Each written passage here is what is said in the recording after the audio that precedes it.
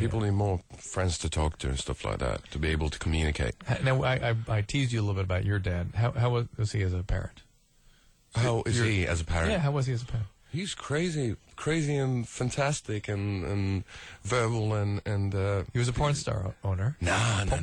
Porn store owner, yes. Yeah, I heard that he was a porn star. No. Right. And is that something in Helsinki? Is that something taboo, or is it, you know? It's like halfway being there. You know, he actually used to be a cab driver for about 20 years, and then he got fed up with the crazy hours.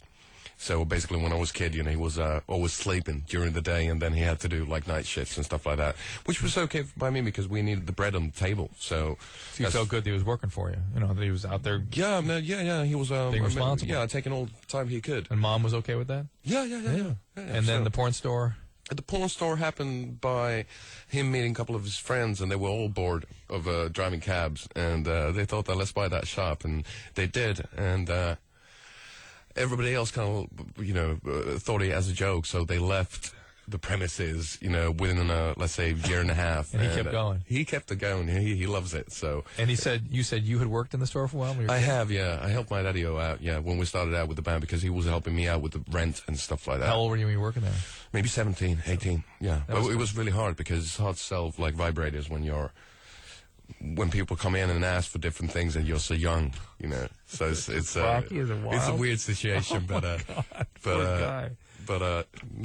Give me what's the weirdest thing somebody sort of foisted on you there? Well, to be honest with you, you know, a lot of people think that there's just like old guys in raincoats in search of and thick glasses in search of 70s porn magazines. That's not the case. There's not just that. There's a lot of couples, a lot of ladies that are very straightforward in what they want. And ladies especially, they know what they want. And that's kind of, when that first happens, that's kind of shocking. But then you kind of like start smiling about it and enjoying the fact that there's people who really do care about their sexuality and want to feel good. So the graduated butt plugs were... Well, you know, there's weird stuff. I tell you. But I think that was nothing shocking though. That was community service though. Nothing. Well, you know, some people brought in as trade tapes, brought in some DVDs with really rough like S&M. Yeah. And that's not nice. But I think more in terms of the customers. No shocking interactions you had, or just. No, I think that more just getting used to the women going in. Will you please find me the whatever, the destroyer and that size, yeah, the destroyer, yeah. That's a good thing. We should trademark that. But no, you know, I think that the shocking fact was the fact that there's all those people who are asking who's the shocking. You know, the most shocking personality that ever came in there. You know, they should look at themselves in the mirror. Right. You know, it's normal people wanting either spice up their sex life, or people who know exactly how their body functions, and people who wanna just search for something new. Interesting. That is Ville Valo from him, or Bill Light, as I like to call him. We're going to take a little break right now. When we come back, we're going to hear a song from him called "Killing Loneliness." We'll be right back. Thank you for calling Loveline. Your call will be answered in the order it seems interesting. Call Loveline. 1-800-LOVE-191.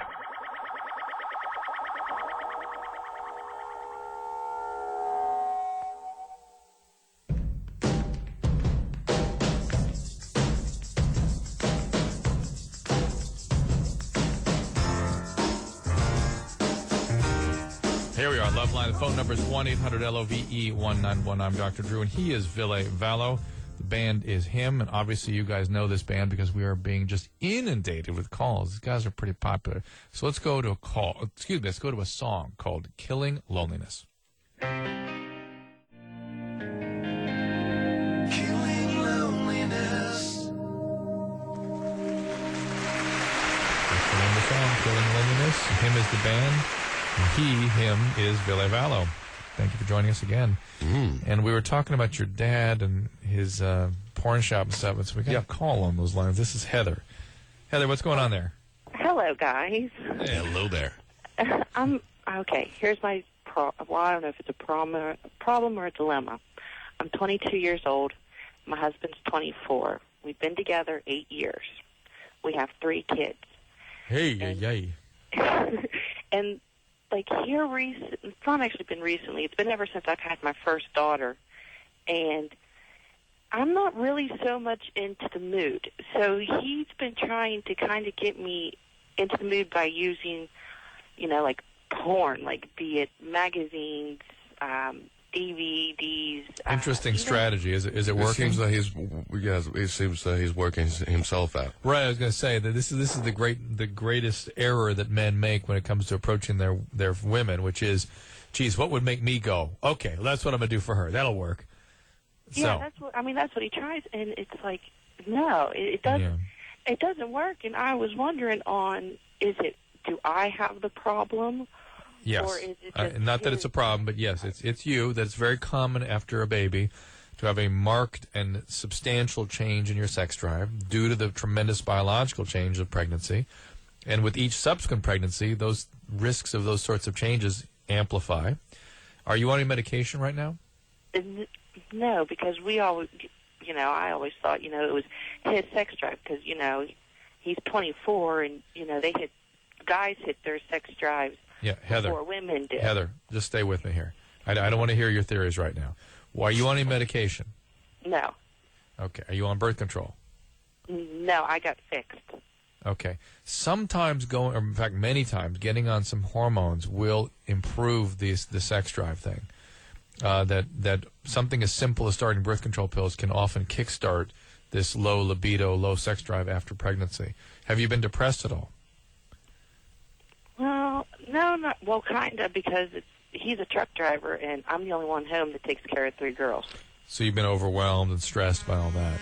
So that is so there's sort of 2 avenues to look at. One is the biological, which is very common for there to be some tremendous changes after pregnancy that a gynecologist could help you out with that.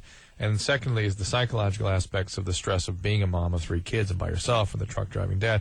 And really, here's a little interesting piece of data, and you'll appreciate this, Ville, which is that I was involved with some research where they did functional MRI scans, which is a scan of the brain that looks at where the brain is active biologically.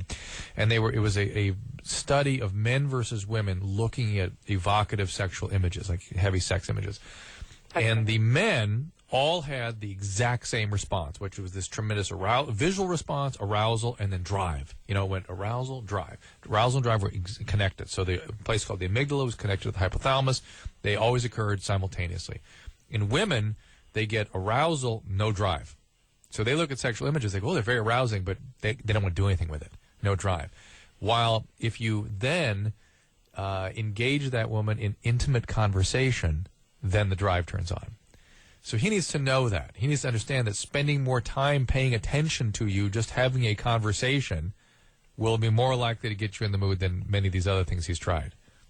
Okay, because it's like I've been trying to tell him, this stuff isn't working for me. I know, but what you need to tell him is that's what gets him aroused and interested, not you. What you need, and he's going to not believe it, because for him, conversation at time, eyeball to eyeball, is like, what the hell does that have to do with sex? How could that possibly cause drive and arousal in you?